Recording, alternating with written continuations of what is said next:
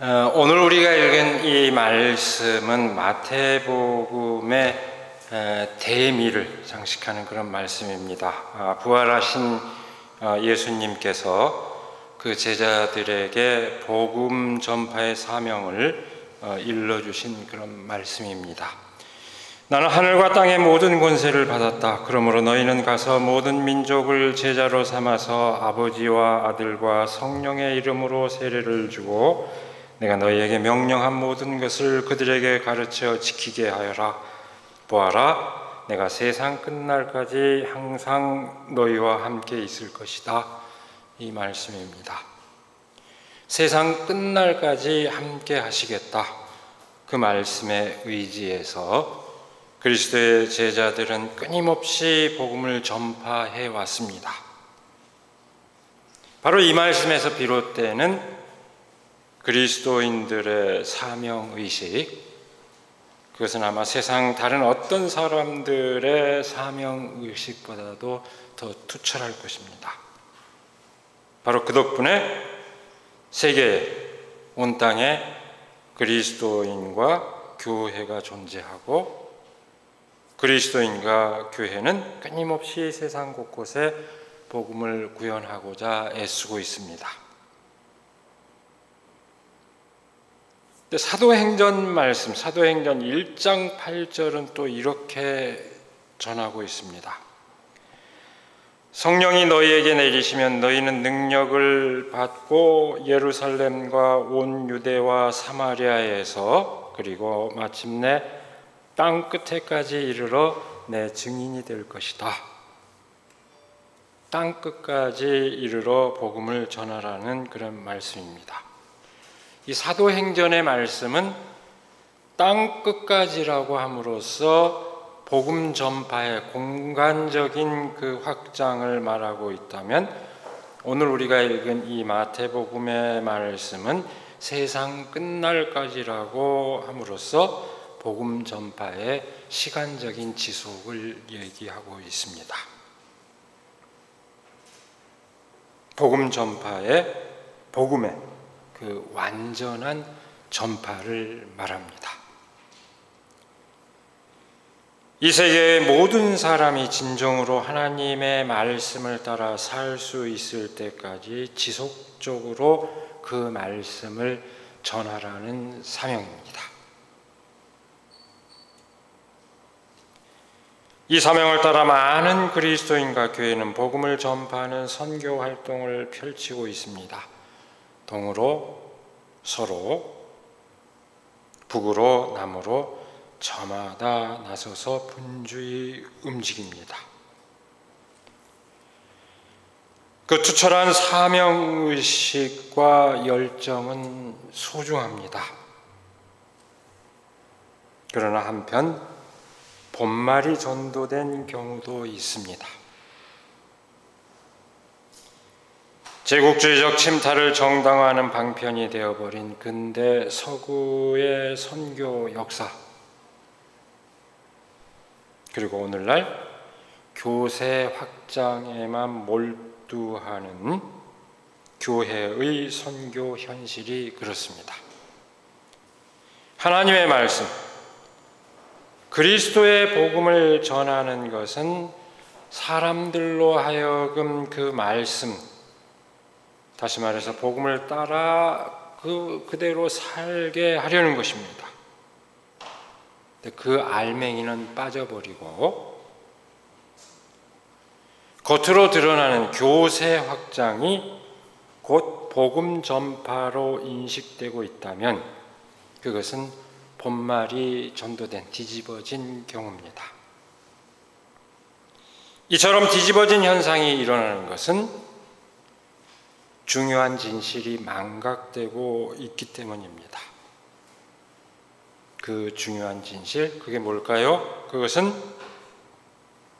오늘 본문 말씀이 선포하고 있는 세상 끝날까지, 그리고 그와 병행하는 땅 끝까지 라는 말이 함축하는 그 의미 자체에 이미 반영되어 있습니다. 먼저 우리에게 익숙한 그 땅끝까지 그 의미를 생각해 볼까요? 지리적으로 얘기하면 땅끝을 정의하자면 어디일까요? 종종 제가 물어봤죠. 성서시대에 예루살렘을 중심으로 하는 그 관념에서, 그 세계관에서 따를 것 같으면 성서시대의 땅끝은 스페인을 말했습니다. 바울도 그래서 스페인을 최종 목적지로 삼았습니다. 거기까지 가서 복음을 전하겠다, 그런 목적지로 삼았습니다. 근데 세계관이 확장된 오늘날 땅끝은 어디일까요? 지구는 둥글기 때문에 땅끝은 없습니다. 허망해졌죠? 돌고 돌면 다 원점으로 돌아오는. 오늘날 관점에서 보면은 땅끝을 확정할 수는 없습니다. 한정된 영토 안에서 그 땅끝을 말할 수는 있겠죠. 그 끝과 시작을 말할 수는 있지만 오늘날 지구가 둥글다는 걸 명확히 알고 있는 이런 세계관 안에서는 땅끝이란 따로 있을 수는 없습니다. 바로 그런 점에서 생각할 때 땅끝의 의미는 단순히 지리적 경계의 그 한계로 이해할 수 없습니다. 비단 오늘날 세계관이 달라져서만 그런 것이 아니고 이미 성서가 기록될 당시 그때 역시 그것이 단순히 지리적인 그 한계만을 나타내지는 않았을 겁니다.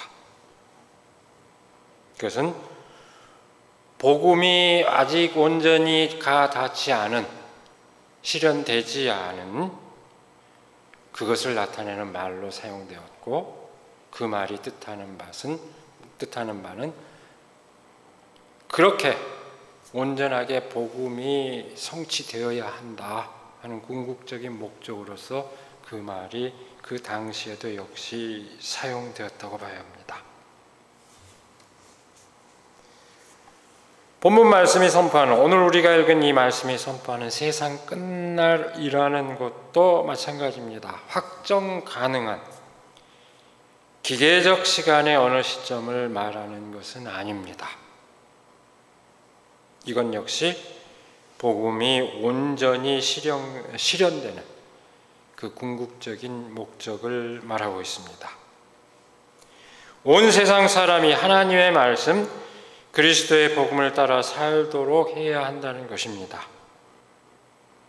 말씀 전파, 복음 전파의 목적은 말씀의 실현, 복음의 실현입니다. 바로 그 진실이 망각되어서는 안 됩니다. 세상 끝날까지 그 실현을 갈망하는 것은 아직도 복음의 그 구현이 완전하게 성취되지 않았다는 것을 말합니다. 그러면 그것이 과연 어떻게 성취될 수 있을까요? 오늘 본문 말씀의 의미를 새기는 가운데 우리는 그 답을 찾을 수 있습니다. 본문 말씀 첫머리는 이렇게 상황을 묘사합니다. 11 제자가 갈릴리로 가서 예수께서 일러주신 산에 이르렀다. 왜 12 제자가 아니고 11 제자일까요? 이건 예수님의 그 죽음과 십자가 사건 이후의 상황을 반영합니다. 가룟 유다가 빠져서 11명이 된 그런 상황, 아직 12명이 채워지지 않은 그런 상황을 반영합니다. 근데 이 상황 묘사는 예수 그리스도의 그 복음의 원점을 생각하게 해주는 아주 중요한 실마리를 담고 있습니다. 부활한 예수님과 제자들이 만난 곳은 갈릴리의 한 산이었습니다. 여러분, 예수 그리스도의 복음이 시작된 곳은 바로 갈릴리였습니다. 예수님께서는 갈릴리 민중들의 삶의 현장에서 복음을 선포하셨고 예루살렘에서 죽음을 맞이하였습니다. 복음서의 일관된 증언에 따르면 부활한 예수님께서 먼저 찾은 것 또한 갈릴리였습니다. 제자들에게 일관되게 그렇게 얘기합니다. 갈릴리에서 만나자고 이렇게 증언하고 있습니다. 오늘 우리가 읽은 이 본문 말씀 역시 부활하신 예수께서 갈릴리에서 제자들과 다시 만난 것으로 전하고 있습니다. 권력의 중심이요 예수님께서 십자가형에 이르렀던 그 예루살렘이 아니라 바로 그 중심 권력으로부터 배제되고 수탈당한 주변으로서 민중들의 삶의 터전 갈릴리가 바로 복음의 원점이라는 사실을 환기해 줍니다. 그리스도의 복음은 바로 그 주변, 다시 말해 민중들의 터전으로부터 시작되었고 전파되었습니다. 오늘날 세계교회는 이로부터 아주 중요한 선교 개념을 확립하였습니다. 제가 예배 중에는 긴 설명을 할 수가 없어서 성서 연구를 할 때라든지 이런 때 종종 얘기를 했습니다만 우리가 특별히 이해해야 할 중요한 개념들이 있습니다. 소위 과거 기독교 왕국 시대, 기독교 왕국을 확장하는 것이 복음 전파라고 생각했던 그 시대의 선교 개념을 우리가 집약하자면 교회의 선교다, 선교 시대다 이렇게 얘기할 수 있습니다.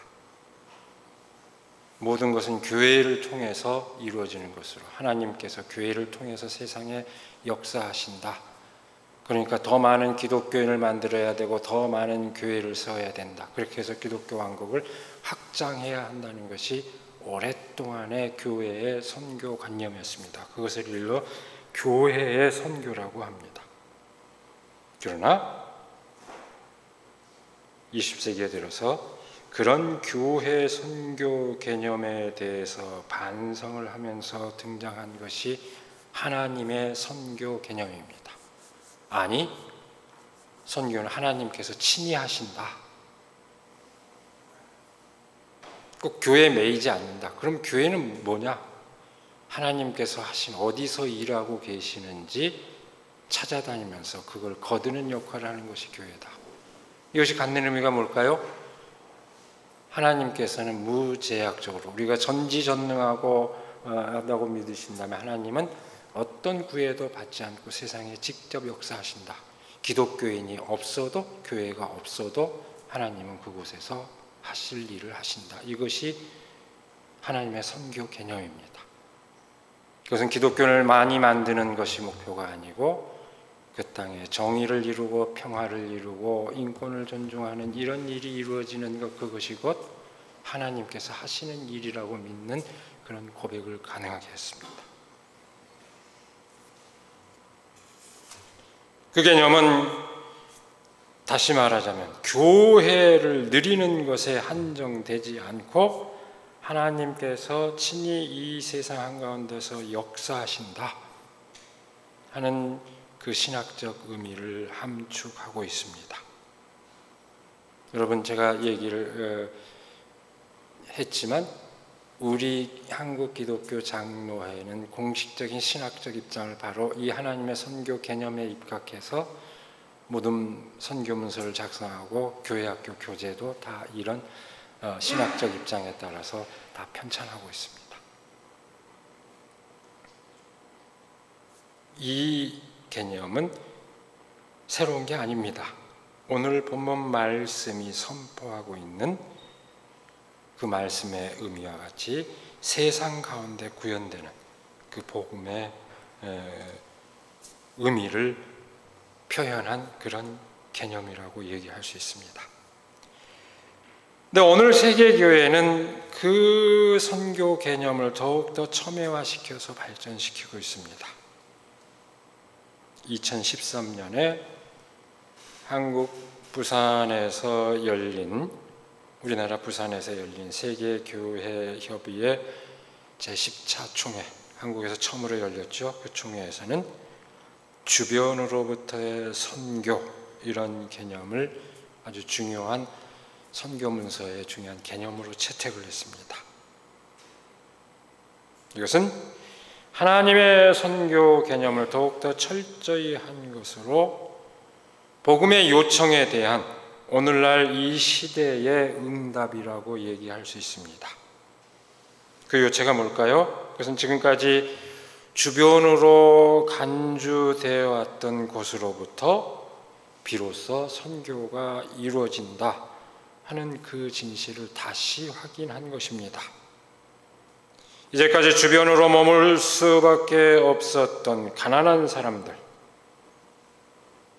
전 세계적으로 떠도는 이주민들, 이방인들, 또는 자기 땅에서 유배당한 원주민들, 자기 본래 조상들의 땅에 살면서도 배제되었던 그런 원주민들, 남성 중심의 세계에서 떠밀린 여성들,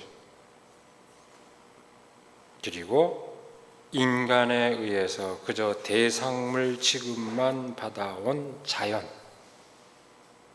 주변으로부터 선교 개념에서 굉장히 중요한 개념의 또 변화는 인간만이 아니고 자연까지도 포함하고 있다는 것도 굉장히 중요한 의미입니다. 바로 거기에서부터, 그리고 바로 그 가운데서 선교의 역사, 복음 전파의 역사가 다시 시작되어야 한다는 인식입니다. 선교는 바로 그렇게 배제와 차별의 현장, 거기서부터 시작된다는 인식입니다. 그것은 중심의 확장, 기존 지배 질서의 확장을 통한 인간의 역사, 교회의 선교에 대한 반성에서 비롯됩니다. 그것이 선교가 아니다. 네가 가지고 있는 유일한 지배적 세계관을 강요하는 것이 선교가 아니라는 얘기입니다. 거꾸로 가장 차별받고 배제받는 사람들의 형편을 헤아리고 그들의 목소리를 듣고 그들의 희망을 구현하는 것이, 그것이 진정한 선교라는 그런 의미입니다. 지금까지 떠받들어져 왔던 중심이 아니라 바로 주변으로부터 세계를 새롭게 인식해야 한다, 그렇게 다시 인식하지 않으면 안 된다 하는 그런 각성입니다. 이건 역시 새로운 것이 아닙니다. 애초 예수님께서 일깨워 주신 진실입니다.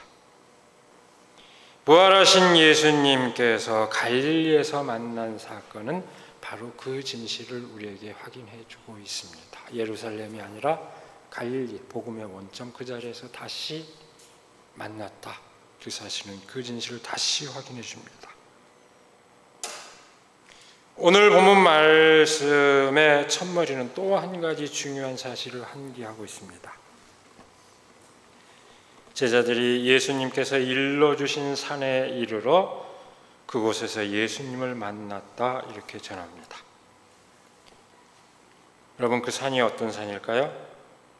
우리의 그 전통적인 관념에서도 산은 굉장히 신성한 곳으로 간주됩니다. 이게 세계 공통적인 관념이긴 한데, 성서에서도 산은 늘 하나님을 만나는 신성한 장소로 여겨져 왔습니다. 모세가 시내산에서 하나님을 만나서 말씀을 받았고, 예수님도 변화산상에서 변모의 체험을 하는 그런 얘기가 등장하고 있습니다. 여기서 말하는, 본문 말씀에서 말하는 산은 과연 어떤 곳일까요? 마태복음의 맥락에서 헤아릴 것 같으면 그것은 산상수훈이 선포된 것을 말합니다. 사실은 제가 성지순례 때 가봤지만 여기가 예수님 갈릴리 호수 옆에 언덕인데, 여기가 예수님의 그 산상수훈이 선포된 그 장소다. 그리고 예수님께서 선포하신 팔복교회도 바로 딱 거기에 기념교회가 세워져 있습니다. 근데 사실은 산이라기보다는 이런 완만한 언덕에 해당하는 그런 지형입니다.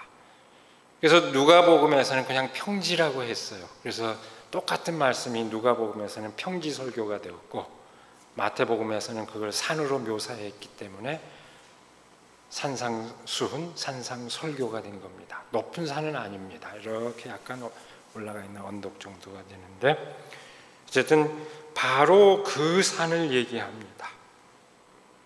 그 산에서 선포된 말씀이 뭡니까? 마음이 가난한 사람은 복이 있다. 하늘나라가 그들의 것이다. 슬퍼하는 사람은 복이 있다. 하나님이 그들을 이루하실 것이다. 온유한 사람은 복이 있다. 그들이 땅을 차지할 것이다. 의에 줄이고 목마른 사람은 복이 있다. 그들이 배부를 것이다. 자비한 사람은 복이 있다. 하나님이 그들에게 자비롭게 대하실 것이다. 마음이 깨끗한 사람은 복이 있다. 그들이 하나님을 볼 것이다. 평화를 이루는 사람은 복이 있다. 하나님이 그들을 자기의 자녀라고 부르실 것이다. 의의를 위하여 박해를 받는 사람은 복이 있다. 하늘나라가 그들의 것이다. 마태복음 5장 3절에서 10절 말씀 산상순입니다. 바로 그 산 위에서 선포된 말씀입니다. 그 산 위에서 부활하신 예수님을 만났다는 것은 바로 그 복음의 원점을 역시 또 환기하고 있습니다. 가난한 사람들에게 진정으로 기쁜 소식이요, 옳은 일에 헌신하며 평화를 위해서 일하는 모든 사람에게 주는 그 축복의 말씀, 그것이 바로 복음의 원형입니다. 복음의 요체입니다. 본래 그 복음은 그런 것입니다.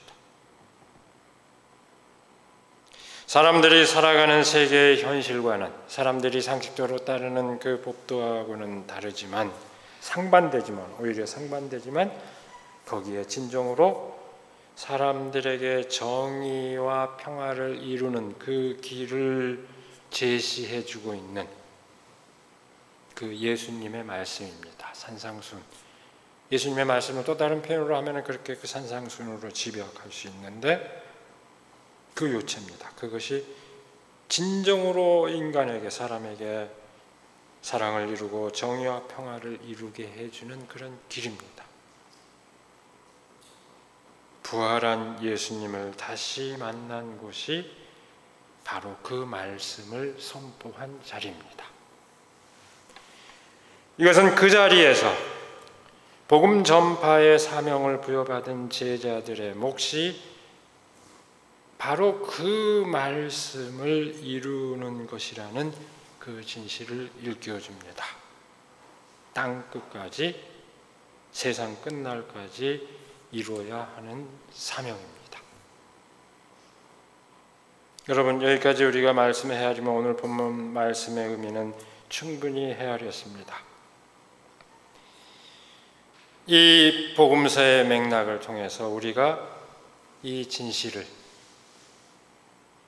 적어도 머리로 이해하는데 큰 어려움은 없습니다. 아, 그렇구나. 왜 그 자리에서 그렇게 다시 환기했을까? 금방 이해할 수 있습니다.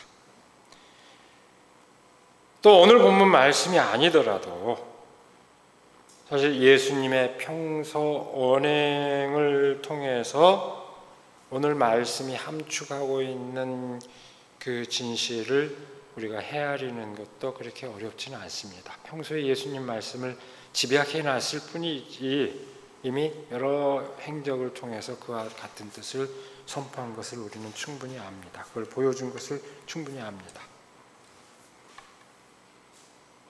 모르는 분 계시나요? 되게 헤아릴 거라고 생각합니다. 그렇게 그렇죠. 그렇게 공감할 거라고 봅니다. 그런데 이 중요한 진실이 예수 그리스도의 죽음과 부활 사건 이후에 극적인 장면을 통해서 제자들에게 새삼스럽게 환기되고 있는 사연이 도대체 뭘까요? 이렇게 극적으로 안 그려졌어도 충분히 헤아릴 만한 예수님의 언행에서 충분히 알 수 있는 건데, 굳이 극적으로 다시 한번 이렇게 환기되고 있는 사연, 어째서 굳이 죽음과 부활이라는 극적인 드라마 가운데서 그 사명이 환기되고 있을까요? 이렇게 생각해 볼 수 있습니다. 살아생전에 선하고 의로운 삶, 그리고 절대적인 사랑을 베푸셨던 그 삶을 몸소 보여주신 예수 그리스도께서 남긴 뜻, 예수 그리스도의 유훈, 그것을 이어받아야 됐다, 이어받아야 한다 하는 결의를 하는 장면으로 이어져도 사실 무리는 없습니다. 모든 성현들의 유훈은 그렇게 이어진 것으로 되어 있습니다. 우리 역대 공자도 그렇죠, 소크라테스도 다. 근데 유독 예수님의 이 뜻만은 이 극적인 죽음과 부활의 극적인 드라마 가운데서 그 진실이 환기되고 있습니다. 도대체 왜 그럴까? 그것이 갖는 의미가 뭘까요? 그저 유훈을 잘 받들어야겠다, 그리고 그것을 받든 것이 제자 공동체를 형성할 수 있는데 왜 이 극적인 드라마가 있었어야 했을까요? 그것은 삶의 길과 죽음의 길 사이에 너무 깊은 심연이 가로놓여 있는 그 현실 때문입니다. 삶의 길을 보았고 그 길을 알고 있지만 여전히 죽음의 길에 사로잡혀 있어서 그 삶의 길로 나서지 못한 사람들의 현실 때문입니다. 여러분, 사실은 이 복음서보다도 먼저 기록됐고 오히려 복음서에 거꾸로 영향을 줬다고 할 수 있는 사도 바울이 왜 그토록 죄와 구원을 대비하고 왜 그토록 십자가 사건, 곧 죽음과 부활을 대비하면서 몰두했을까? 이제 저도 조금 이해가 될 만합니다. 그 사연이 도대체 뭘까? 도올 선생은 이렇게 얘기해요. 인간이 왜 그 죄의식에 매여서 살아야 합니까? 그게 무슨 개똥 같은 소리입니까? 그건 물론 어떤 맥락에서 인간이 가지고 있는 하나님께서 부여주신 여러 가지 그 선한 능력, 이걸 구현하면서 그 기쁨으로 살면 이제 왜 그렇게 죄의식에 왜 기독교는 그렇게 죄의식을 강조하냐? 아마 이 사도 바울의 본래 그 고민했던 그 뜻을 완전히 부정해서 하는 얘기는 아닐 겁니다. 근데 사도 바울은 놀랍도록 집요하게 그 문제를 갖고 씨름을 해요. 그리고 기독교 역사상에 보면은 그 기독교 역사상의 위대한 사상가라고 알려진 사람들이 다 그렇습니다. 아우구스티누스가 그렇죠, 루터가 그렇죠. 집요하게 이 문제를 고심을 합니다. 지나칠 정도로 인간 현실을 극단화해서 그 죄매인 인간의 구원을 역설하는 뜻은 그저 병 주고 약 주는 그런 방식이 아니라, 그렇게 타락하기도 했습니다. 병 주고 약 주는 식으로 타락하기도 했습니다만, 그것이 아니라 정말로 인간의 실존을 적나라하게 들여다보자는 그런 뜻입니다. 선하게 살고 싶지만 그렇지 못한 인간의 현실. 바울 수없이 고백하죠. 나는 그 스스로 공고함을 바르게 살고 싶고 선하게 살고 싶지만 그렇게 안 되는 이게 도대체 왜 그러느냐, 이 문제에 그 깊이 몰입을 합니다. 그 현실을 더 깊이 들여다보자는 것입니다. 그것은 단순히 마음의 문제가 아니라 그렇게 될 수밖에 없도록 하는 어떤 구조적인 문제라는 통찰입니다. 저는 그렇게 사도 바울이 단순히 내가 마음 먹기에 따라서 나는 선하게 살고 싶다고 살면은 사라지는 게 아닌 뭔가 나를 올가매는 현실이 있다. 그것을 죄로 인식한 겁니다. 우리 모든 사람들이 매여 있는 그 현실이 있다. 우리가 바른 길이, 옳은 길이, 구원의 길이 뭔지를 알고 있지만 왜 헤어나지 못하느냐? 우리를 확 올가매고 있는 뭔가가 있다. 그것을 죄로 인식한 겁니다. 단순히 무슨 범죄 행위 그런 게 아닙니다. 바울이 얘기하는 그런 의미의 죄입니다. 사도 바울의 서신의 한 대목, 로마서 6장 1절 12절, 사실은 성서 일과에서 오늘 본문 말씀과 같이 병행 구절로 제시된 말씀입니다. 두 말씀은, 오늘 말씀과 이 로마서 6장 1절에서 11절 말씀은 세례의 의미를 얘기하고 있다는 점에서 서로 관통하고 있고 그 의미를 중요한데요, 공유하고 있는데요. 여기서 사도 바울은 세례를 통해서 그리스도와 함께 죽고 더불어 부활한다는 그 진실을 강조하고 있습니다. 우리가 그리스도와 함께 죽었으면 그와 함께 우리도 또한 살아날 것을 믿습니다. 로마서 6장 8절 말씀, 한마디로 얘기하면은 죄의 보편성, 모든 사람들이 그런 죄에 매여 있는 그 현실, 그러나 동시에 구원의 보편성, 그걸 다 벗고 헤어날 수 있다 하는 것을 역설하는 그 말씀은 바로 그 주장의 결론에 해당합니다. 흔히 세례는 죄를 씻는 일종의 정화의식으로 되게 여겨집니다. 그러나 사실 우리 그리스도교적 의미에서 그것은 정화의식이라기보다는 죽음의 의식입니다. 세례는 죽음의 의식입니다. 우리 약식으로 물을 찍습니다만 원래 침례, 그래서 지금도 침례를 고수하는 교단들이 많이 있죠. 물속에 빠졌다가 다시 일어나는 것은 죽었다가 다시 살아나는 것을 뜻합니다. 그러면서 세례는 죽음의 의식입니다. 정화의식이 아니고 죽음의 의식입니다. 그것은 예수 그리스도의 죽음에 동참하는 것을 뜻하고 동시에 다시 일어난다는 것은 동시에 예수 그리스도의 부활에 동참하는 것을 뜻합니다. 세례는 그것을 상징하고 그 의미를 기리는 것입니다. 예수 그리스도께서 십자가에서 돌아가신 것은 예수 그리스도마저도 죽음에 이르게 만들 만큼 그렇게 세상 죄가 완악하다는 것을 말합니다. 그분이 왜 죽어야 합니까? 죽어야 할 이유가 없는데도 죽어야 할, 죽음에 이르게 할 만큼 이 세상이 고약하다는 것입니다.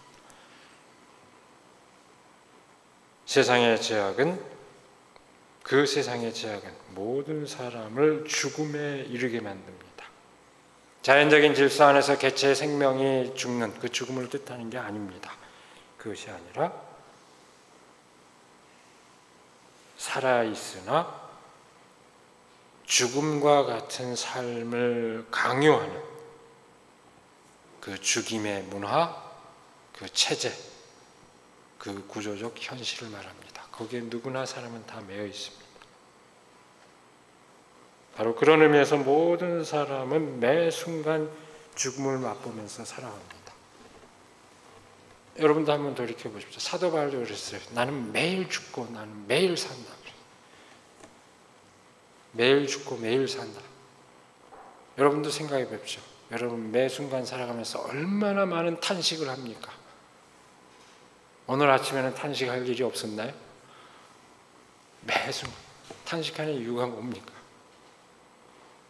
이게 아닌데라고 생각하는 것이 엄습해 올 때, 내 뜻이 아닌데, 우리는 매 순간 그런 힘에 사로잡혀서 살아가고 있습니다.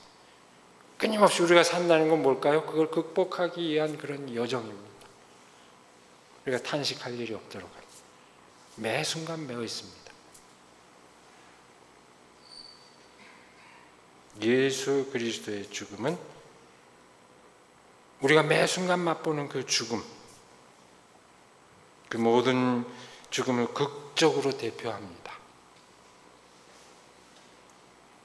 근데 여러분, 역설적으로 십자가 위에서 죽은 예수 그리스도는, 예수님은 그 죽음의 사슬에서 비로소 벗어납니다. 죽음으로써 벗어납니다.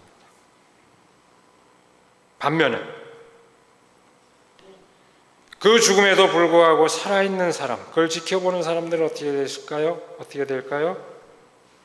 그 죽음을 불러일으킨 예수 그리스도를 죽음에 이르게 했던 그 삶의 현실에 여전히 발을 딛고 있습니다. 그러므로 예수 그리스도의 그 죽음을 방관한 사람들은 그런 의미에서 살아있으나 죽은 사람들입니다. 여전히 죽음에 머물러 있는 사람들입니다. 예수 그리스도의 부활은 그 죽음에 머물러 있던 사람들을 한순간에 일깨우는 사건입니다. 예수 그리스도를 죽음에 이르게 한 세상의 그 악한 죄악을 깨닫고 그 세상과 절연하게 만드는 그 사건이 바로 부활 사건입니다. 그야말로 삶과 죽음 사이에 놓여 있는 깊은 그 심연을 건너뛰는 그런 사건입니다. 그때 더 이상 사람들은 죽음에 사로잡히지 않습니다. 비로소 사람들은 삶을 삶답게 누립니다. 바로 예수 그리스도께서 보여주신 그 삶을 살게 되는 것입니다. 그래서 로마서 6장 이하에는 이렇게 얘기를 합니다. 죄의 종이 아니라 의의 종으로, 세상의 종이 아니라 그리스도의 제자로 살게 된다고 얘기합니다. 죽음과 부활이라는 극적인 드라마 가운데서 예수 그리스도의 그 복음의 원점이 한기되고 있는 것은 삶의 길로서 복음이 죽음의 길과 그렇게 극적으로 차이를 지닌다는 것을 뜻합니다. 이 복음은 이렇게 정말 다른 것이다 하는 것을 보여줍니다. 복음 전파의 사명은 세상의 온갖 성장 신화와 얼버무려진 소위 번영의 신학, 소위 삼박자 축복의 신학, 이런 것을 신봉하는 것과 같을 수 없습니다. 온갖 세속적 욕망이 신앙의 이름으로 치장된 것과 같은 그런 것일 수 없습니다. 적당히 타협하고 살아가도 좋다는 의식과 철저하게 단절을 오늘 말씀은 선포하고 있는 것입니다. 그런 것과 뒤버무려서 그걸 복음이라고 얘기하지 말아라, 그런 얘기입니다. 여러분, 그 산에서 전해진 말씀 산상수훈의 의미를 한번 새겨보십시오. 그 수훈을 그대로 따라 살 수 있을까요, 여러분?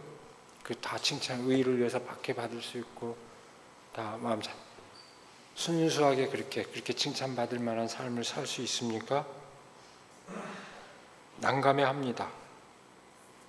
그런데도 예수님께서는 그렇게 살라고 선포합니다. 예수님은 단호하게 그렇게 살라고 우리에게 이것이 진짜 살 수 있는 길이라고 선포합니다. 그 말씀을 알고 있고 듣고 있고 그러면서도 우리는 어떻습니까? 타협하면서 살아갈 수밖에 없습니다. 그것이 우리 인간 현실입니다. 오늘 본문 말씀에 보면은 의심하는 사람들도 있었다 이렇게 표현됩니다. 이건 성서 기록자가 볼 때 아주 적나라한 교회의 실존이요 그리스도인의 실존입니다. 여기서 의심하는 사람들은 불신자라는 의미가 아닙니다. 방황하는 사람을 얘기합니다. 정말 그렇게 살 수 있을까? 예수님이 이렇게 그 복음의 뜻을 전파할 수 있을까? 늘 동요하는 사람입니다. 그것이 교회의 실존입니다. 타협의 실마리를 주지 않아도 타협하게 되어 있는 현실에서 만약에 타협의 실마리를 용인하게 되면은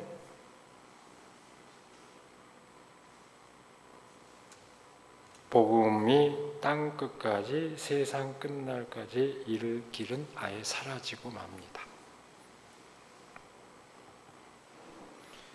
그 궁극적인 목적이 폐기되지 않았기 때문에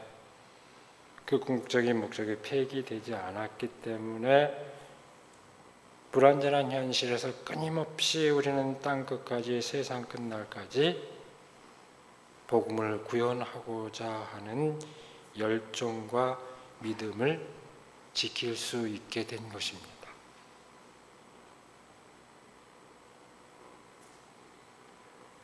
바로 그 믿음의 여정에서 우리가 좌절하지 않기를, 끊임없이 그 여정을 향해 나아갈 수 있기를 이 시간에 간절히 기원합니다. 기도하겠습니다. 오늘도 우리에게 복된 날을 허락하여 주시고 또 말씀의 의미를 새김으로써 새로운 삶의 결단을 하게 하여 주심을 감사드립니다.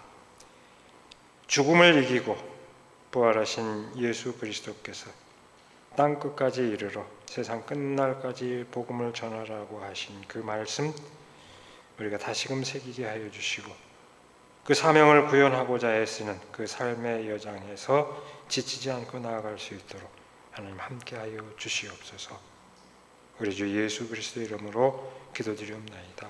아멘.